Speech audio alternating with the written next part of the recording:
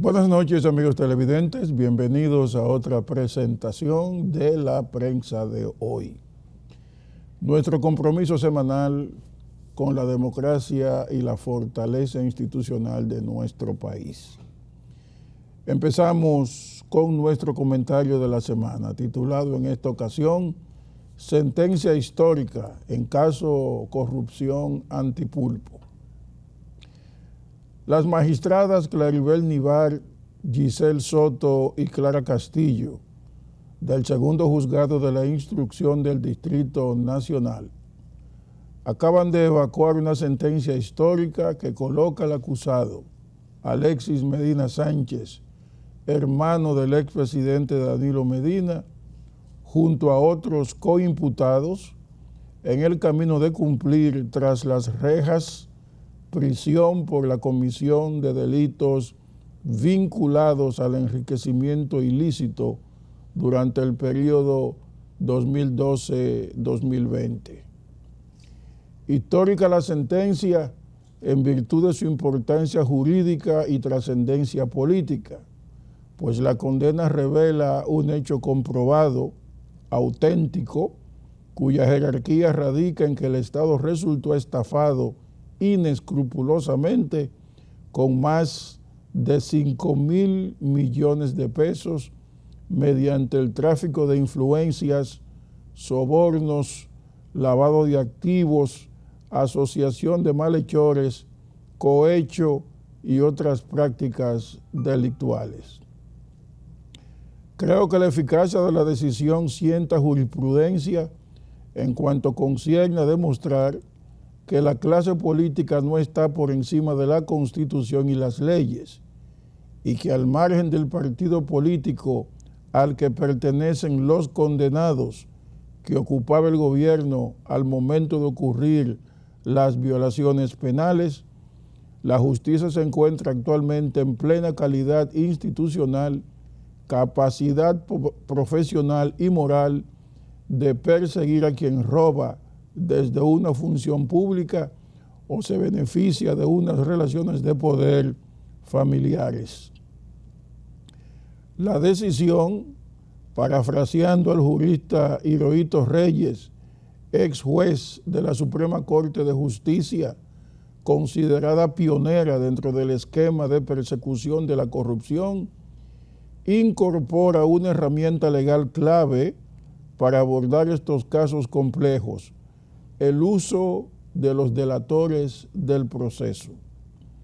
Los hechos revelan que el principal imputado del entramado Antipulpo, Alexis Medina, procuró beneficiarse económicamente de las relaciones de poder derivadas de su consanguinidad con el presidente Medina, acciones que pudieron extender la investigación penal hasta el exgobernante, pues resulta inconcebible que éste no se percatara de los negocios, contratos, empresas y cobranzas llevadas a cabo por su hermano en toda la administración pública. Todavía una gran parte de la población se pregunta por qué el exmandatario jamás ni siquiera fue interrogado en relación a los delitos imputados a su hermano y partidarios. Al parecer, operó en su beneficio la teoría defendida por Hipólito Mejía, en el sentido de que los expresidentes no se tocan por orden superior. El segundo juzgado de la instrucción procesó a Alexis Medina junto a 21 coimputados y más de 20 empresas sometidas como partícipes y cómplices del entramado de corrupción. La magnitud de la expoliación revela una burda ejecución consistente con el objetivo del enriquecimiento ilícito grupal organizado, con un cabecilla claramente identificado, Alexis Medina, desplegándose en medio de un ambiente político favorable, el cual requería para su continuidad que el gobierno PLDista prosiguiera dominante después del 2020. Pero la estrategia sucumbió. La presión política y social a favor de la lucha contra la corrupción y la impunidad permitió el cambio de gobierno y llevó a Luis Abinader y al PRM hasta el Palacio Nacional. Lo demás es historia. Ahora toca esperar el desenlace en la Corte de Apelación. Este ha sido nuestro comentario de esta semana titulado Sentencia histórica en caso de corrupción antipulpo. Volvemos después de la pausa. Continuamos con la prensa de hoy. Los apagones. ¿Cuántas veces vamos a ser afectados por los apagones? No hay nada que irrite tanto a una persona como la ocurrencia de una prolongada temporada de apagones, de largos e interminables apagones de 6, 10 horas, 12 horas, en ocasiones hasta de 24 horas. El presidente Abinader está profundamente preocupado por esta situación. Lo expresa en sus palabras, lo expresa el hecho de haber suspendido la actividad del 5º aniversario del PRM en el poder. Y lo expresa con unas declaraciones directas, unas declaraciones que evidencian la responsabilidad del mandatario en el tratamiento de este tema eléctrico, pues si hay algo que afecta la imagen tanto nacional como internacional del país, del gobierno, son los apagones. Es inconcebible que se pueda estar hablando de desarrollo, de crecimiento y de todas estas cosas y que los apagones no hayan sido resueltos ni siquiera medianamente. El presidente atribuye los apagones actuales a 3 factores: la tardanza en la entrada de 600 nuevos megavatios al sistema eléctrico, el incremento de la demanda provocada por las altas temperaturas, el calorazo que el mundo está viviendo y nosotros en particular aquí en la República Dominicana como zona tropical, y la presencia del sargazo, que es una alga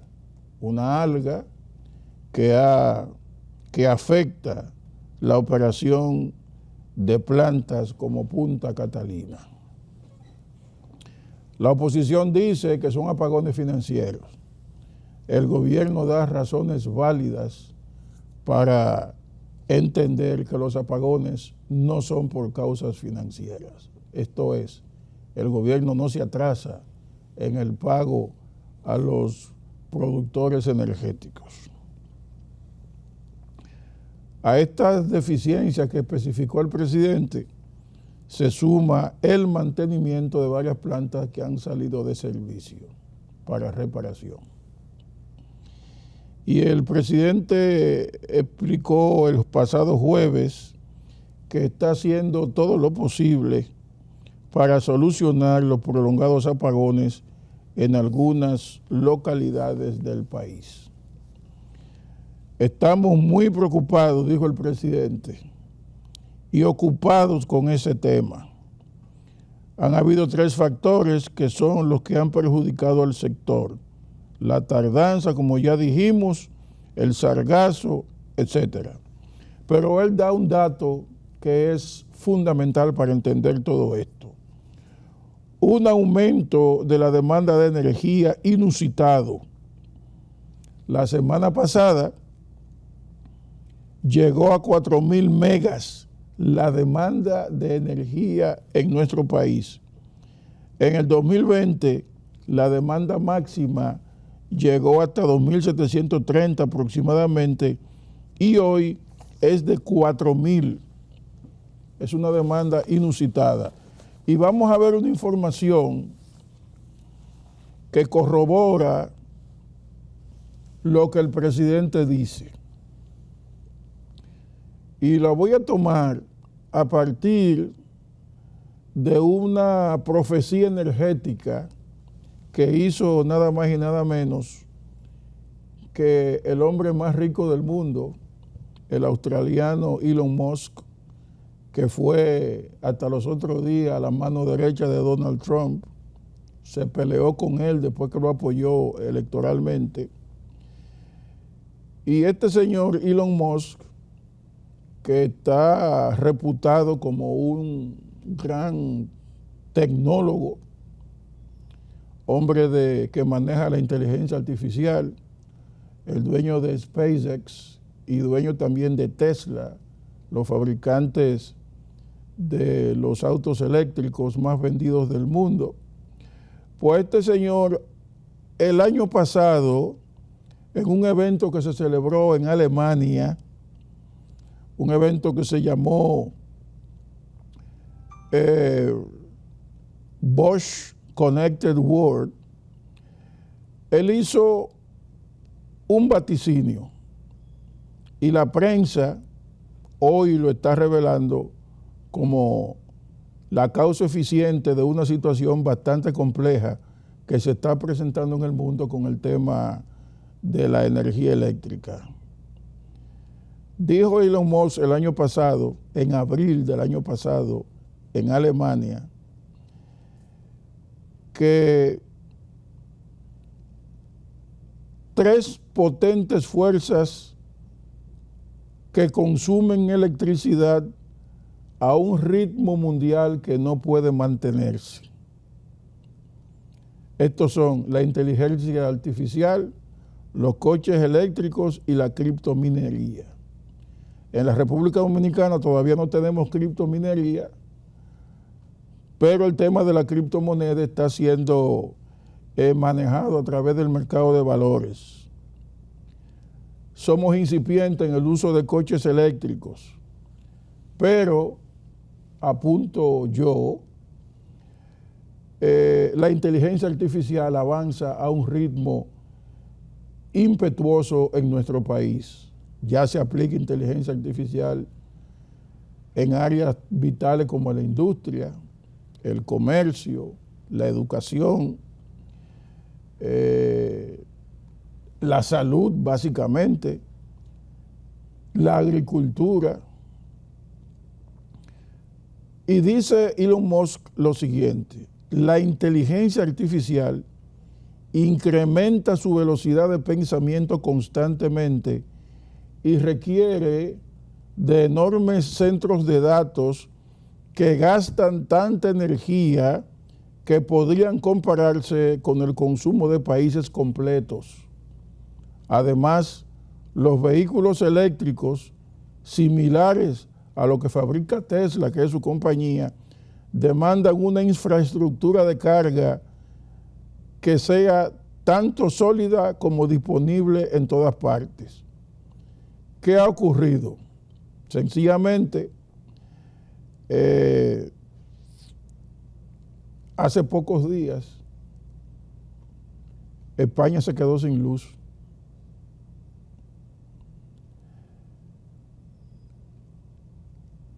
Se produjo un cero eléctrico nacional en España, que actuó como un interruptor que cortó completamente el suministro eléctrico en toda la península ibérica. Incluso Portugal quedó a oscuras y el impacto eléctrico llegó hasta el sur de Francia.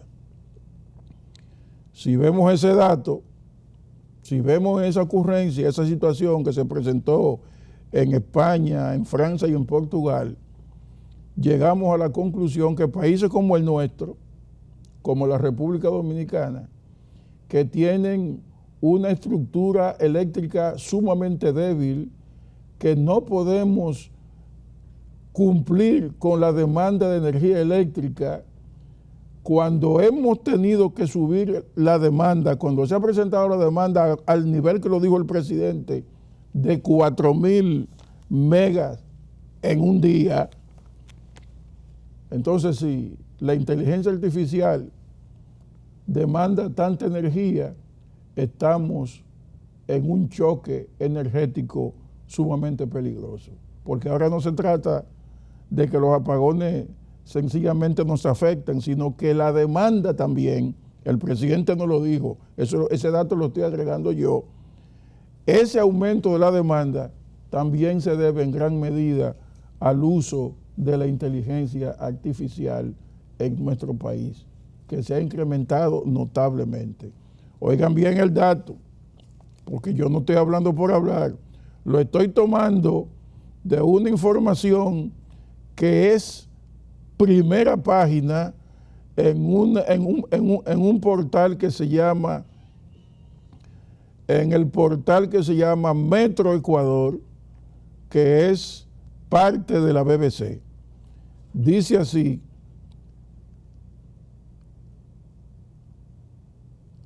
la inteligencia artificial incrementa su velocidad de pensamiento constantemente y requiere de enormes centros de datos que gastan tanta energía que podrían compararse con el consumo de países completos como la República Dominicana o como España. Y el tercer factor que cita el presidente, esto hay que agregárselo a lo que dice el presidente, tiene que ver con la salida de algunas plantas eléctricas para darle mantenimiento y la presencia del sargazo en la termoeléctrica de Punta Catalina. Es decir, la República Dominicana está haciendo un proceso de asimilación a las nuevas tecnologías. Nos estamos comparando con el uso de la inteligencia artificial. Estamos usando inteligencia artificial en prácticamente todos los sectores de la vida nacional, hasta en el transporte público, según el Intran. Y esto evidentemente incrementa la demanda energética. Y eso hay que tomarlo en consideración, porque tampoco en nuestro país producimos tanta energía como para poder hacerle frente a lo que han sido las demandas tradicionales de suministrarle luz a la gente, a las empresas y a todo el entramado social de la República Dominicana. Ahora se le suma, y esto tiene que hablar el gobierno en algún momento, el uso de la inteligencia artificial, que cada día se incrementa notablemente. Cuando uno está conectado en su oficina o en su casa a la internet, está haciendo uso de ChatGPT y todas esas cosas que son de inteligencia artificial y que obviamente reclaman un mayor consumo de energía. Hacemos una pausa y cuando regresemos vamos a hablar de la suspensión de la fiesta del PRM que el presidente pidió del 5º aniversario. Adelante.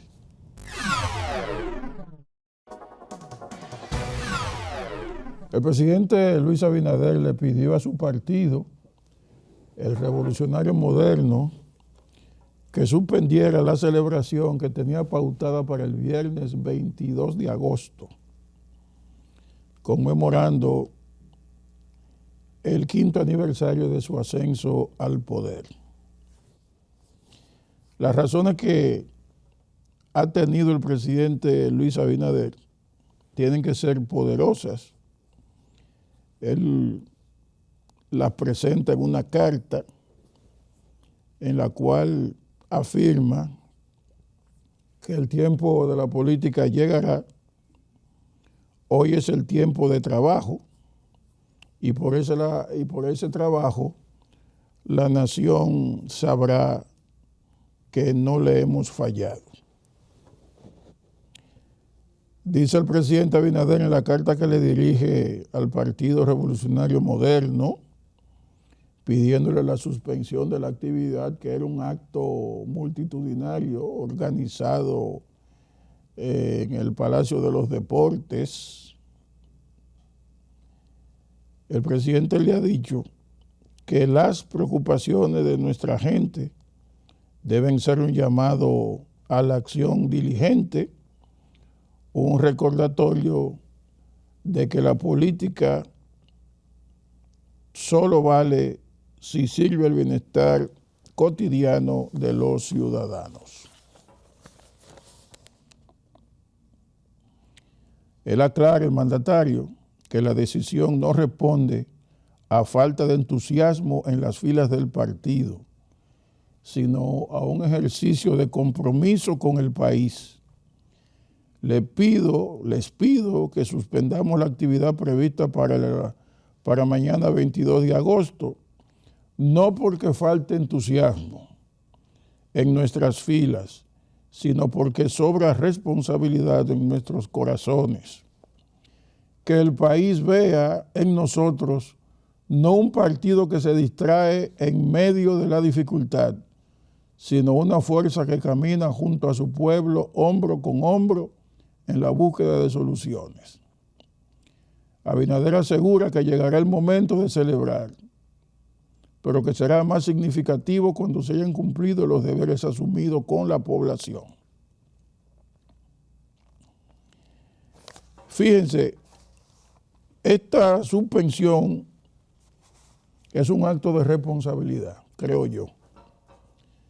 Y llega en un momento en que el gobierno tiene motivos para celebrar, como por ejemplo el hecho de que la FAO, la Organización para la Agricultura de las Naciones Unidas, haya señalado que el país ha logrado disminuir el hambre de 8.7% a 3% en la presente administración. Eso fue un dato que el expresidente Leonel Fernández quiso refutar, pero no pudo, porque la FAO sencillamente ha reiterado en una reunión que ha tenido aquí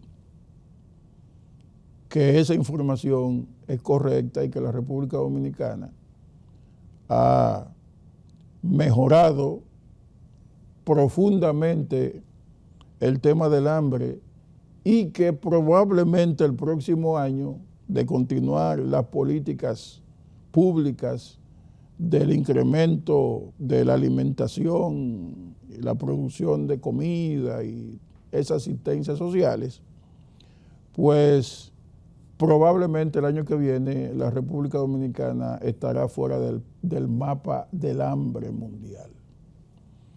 Esas son cosas que pueden pasar desapercibidas porque la gente no está pendiente a si fulano o mengano pasa hambre o no. Esos son datos que solamente lo percibe la gente cuando se dedica a buscarlos.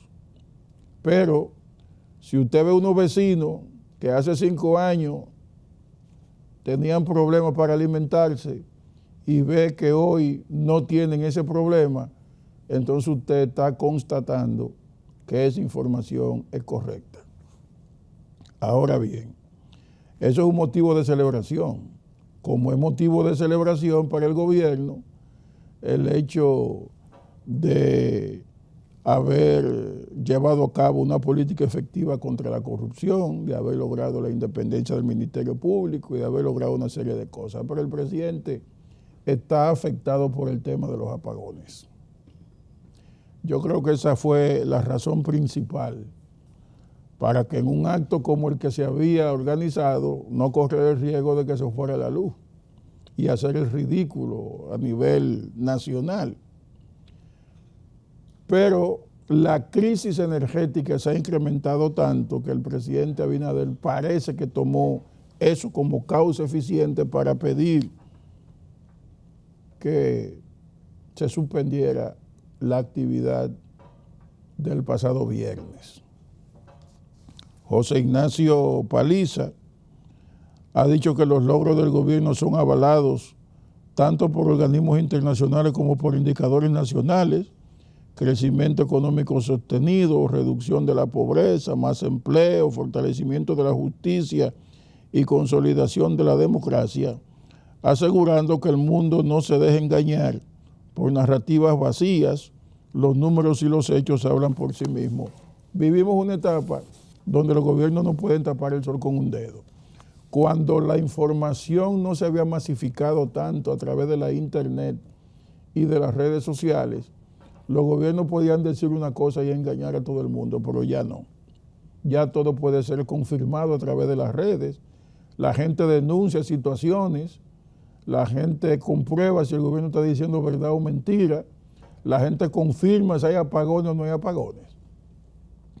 Se están llevando a cabo movilizaciones en algunos puntos del país protestando por los apagones.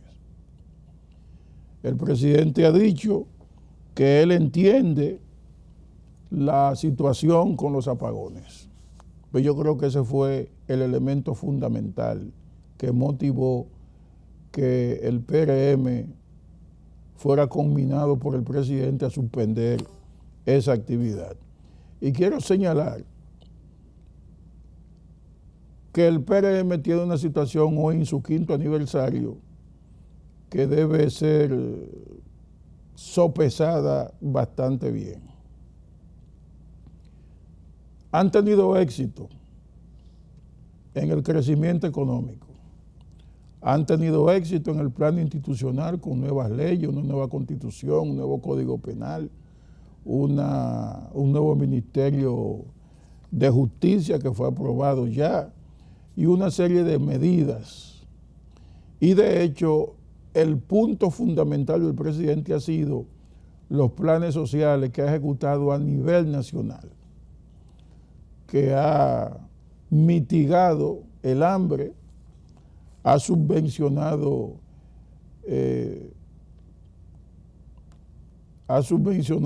el uso de combustible.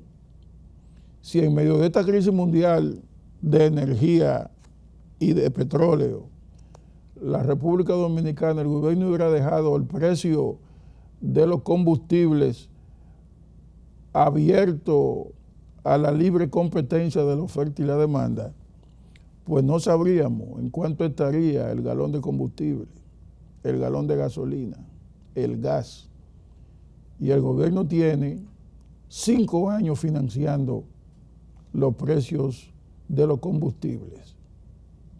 Eso es una gran cosa, porque si eso se dejara, si se traspasara el precio real de los combustibles, el país estaría hoy en día patas arriba y boca abajo.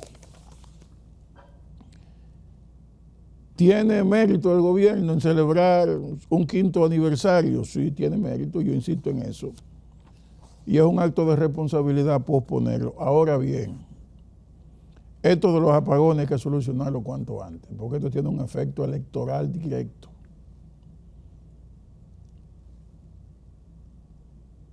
Y la oposición ha aprovechado bastante bien el tema de los apagones. Leonel Fernández lo ha cogido como bandera de lucha, el PLD también, sobre todo el PLD, que le dejó Punta Catalina a este gobierno actuando de manera eficiente. Hay algo que debemos decir, y es que en el 2020, cuando se produjo el traspaso de gobierno de Medina a Abinader, la crisis de los apagones estaba sumamente controlada. Había un suministro estable de energía. Pero cambio de gobierno, nueva visión de Punta Catalina, salida de funcionarios y técnicos de Punta Catalina, unos funcionarios improvisados en el área de las redes, de las EDES, y empresarios dirigiendo el sistema de energía, el sistema eléctrico. Celso Marrancine es juez y parte, es empresario del sector eléctrico y está a cargo hoy día del sector eléctrico.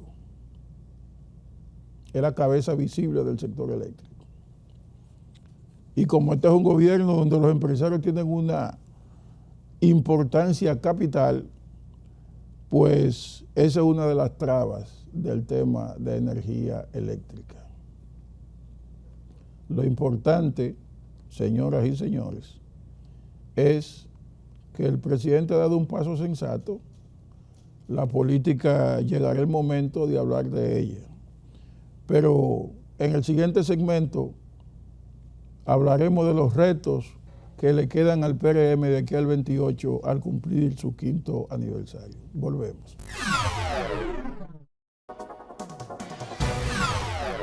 Continuamos con la prensa de hoy. Melvin Matthews con ustedes. ¿Cuál es el desafío del Partido Revolucionario Moderno al arribar a su 5º aniversario de cara al futuro electoral inmediato? Obviamente, se trata de un partido que quiere seguir en el poder. A nadie le quepa la menor duda de que el Partido Revolucionario Moderno quiere seguir en el poder más allá del 2028 y que trabajará en esa dirección. Tiene una dificultad que surgió de la decisión del presidente Abinader de introducir una fórmula pétrea en la Constitución para impedir que alguien pueda tratar de seguir en el gobierno, en la presidencia de la República, más allá de 2 periodos. Eso marca un gobernante de excepción que se ha colocado él mismo o se colocó él mismo en situación de no ser candidato jamás, lo mismo que Danilo Medina, e introduce en la Constitución Dominicana un tope para que el presidente de la República no siga más allá de 8 años en el poder. Eso es constitucionalmente válido, políticamente acertado, pero la práctica política nuestra, acostumbrada a las tropelías de los mandatarios que llegan al poder con una limitación específica y luego se entusiasman y aprovechan una mayoría para modificar la Constitución y seguir, ya eso pasó. Pasó desde el punto de vista legal, pero queda la cultura política que no asimila eso. Entonces, el Partido Revolucionario Moderno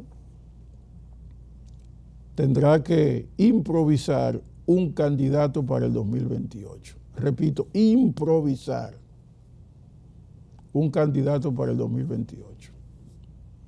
Abinader no fue un candidato improvisado. Abinader tenía un pasado político y electoral detrás. Abinader perdió unas elecciones como candidato presidencial en el 2012. 2012 fue, 2016. Y volvió en el 2020 y ganó en el 2020. Es decir, Abinader era un candidato curtido en el proceso político electoral dominicano.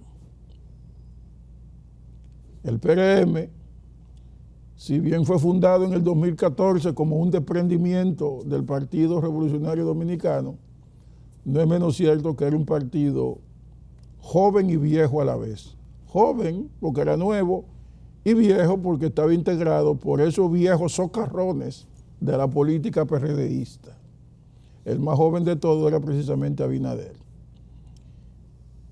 Y ganó por su consigna de lucha contra la corrupción y la impunidad. Y yo creo que en esa materia no tiene deuda con el electorado, pues esa propuesta, esa consigna la ha cumplido cabalmente. Lo demás, crecimiento económico, el tema de salud, de educación, todo eso es debatible, pero donde no se puede debatir con Abinader es que ha logrado establecer un sistema de lucha contra la corrupción y la impunidad que se está desarrollando en el Poder Judicial con la aprobación de la opinión pública, con la aprobación de los medios de comunicación. Proceso al cual tendrá que sumarse cualquier partido que pretenda ganar las elecciones en el 2028. En cuanto a candidaturas, el único que está plantado ahora mismo como candidato presidencial es Leonel Fernández. El PLD tiene que improvisar un candidato. El PRM también tiene que improvisar un candidato. Sabemos, la práctica política lo dice así, que un candidato no gana únicamente con el voto de sus partidarios, con el voto del partido. A los votantes del partido hay que agregarle independientes, el votante independiente que no pertenece obviamente a su partido, aquel indiferente que no le interesa mucho la política, y también atraerse votos de otros partidos que están enojados con ese partido al que pertenecen, que ya no simpatizan con fulano mengano, en fin. Los partidos hoy en día no ganan únicamente con sus candidatos. El PRM tiene una obra de gobierno que la puede defender electoralmente, que es defendible electoralmente, pero no tienen una figura como Abinader para ser candidato. La vicepresidenta Raquel Peña aspira, la alcaldesa Carolina Mejía aspira, el director de aduana aspira, el ministro de turismo aspira, hay otros jóvenes aspirantes, pero el PRM tendrá que involucrarse en un proceso interno que no sea traumático y le permita elegir a partir del próximo año 2026 candidatos tanto al Congreso como a la presidencia de la República, que ellos sean capaces de vender, de colocarlo en la simpatía electoral del pueblo dominicano, de la mayoría de los electores. Esa es una tarea cuesta arriba. Si usted se da cuenta que tendrá de frente un candidato presidencial como Leonel Fernández, que probablemente llevará a su hijo como candidato vicepresidencial, a sabiendas de la simpatía que este muchacho tiene entre la juventud y las mujeres, cosa que demostró en la pasada elección cuando fue electo senador por la provincia de Santo Domingo. Provincia no, por el Distrito Nacional. ¿Tiene el PRM la dimensión interna para hacer un proceso como el que acabamos de mencionar? Probablemente sí. Démosle esa capacidad. El país requiere hoy día gobernantes que luchen contra la corrupción y la impunidad, que sean preparados, que tengan sensibilidad social y que estén dispuestos a luchar contra el hambre, no candidatos tallados a la antigua, que pensaban que eran líderes mesiánicos, que la gente los seguía a ciegas y que únicamente el propósito era llegar. Ya no. Hoy se necesita candidatos transparentes, No solo que sean transparentes, sino que las redes sociales los transparentan. El internet los transparenta. Los medios de comunicación lo ponen claro en el pie donde cojean y donde son fuertes. Si un candidato no sabe hablar, si un candidato tiene dificultades académicas, ese candidato, olvídese que no llegará muy lejos. Entonces las demandas actuales exigen que los candidatos sean gente con formación, con sensibilidad social. Y el PRM tendrá que hacer una estrategia dirigida a eso. Hay 2 mujeres con posibilidades de ser candidatas dentro del PRM. Lo que hay que ver también es en qué medida una de ellas ganará esa convención. Y estoy hablando desde hoy sobre ese tema, para que después no digan que yo dije que no dije. ¿Podrán la mayoría de los hombres votar por una mujer en unas elecciones? Yo no digo que si el país está preparado, esa no es la pregunta. La pregunta es, ¿los hombres podrán mayoritariamente votar por una mujer en unas elecciones para llevarla hasta la presidencia de la República? Y podemos prefigurarnos lo que sería una mujer instalada en el Palacio Nacional, haciendo y deshaciendo.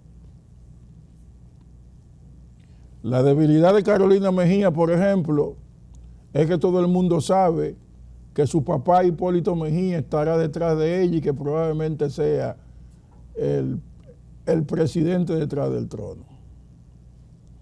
Y eso es un tema negativo para ella, porque si lo agarran en una campaña electoral, explotan esa candidatura de Carolina Mejía. Hoy Hipólito Mejía es el principal activista de la candidatura o precandidatura de su hija. Y es legítimo, es claro, nadie puede criticar eso. Lo que se criticaría después es que Hipólito Mejía, ya octogenario, se convierta en el rey detrás del trono. Y ese es un tema que Carolina Mejía tendrá que saberlo manejar y presentarlo ante la opinión pública. Ella debe tener más independencia en el trabajo político, menos dependencia de su papá, para poder subir los peldaños que necesita para situarse en la preferencia electoral de los dominicanos. Ese es un cuadro que el PRM tiene que manejarlo con inteligencia. Los candidatos que tienen allí son prácticamente todos jóvenes. No hay un candidato viejo, ni un viejo candidato dentro del PRM. Eso es una ventaja porque pueden situarse a la altura de la tecnología. Jóvenes que pueden corregir cualquier defecto. Entre los favoritos se encuentra el ministro de Turismo. Y nada, el PRM tendrá que lidiar con eso que ustedes ven ahí. Yo no creo que Tony Peñagua busque nada ahí.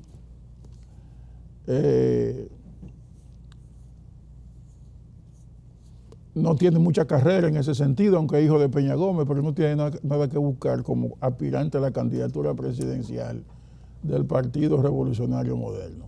Hemos llegado al final de la prensa de hoy. La próxima semana, Melvin Matthews estará con ustedes en otro tema de la prensa de hoy. Hasta la próxima.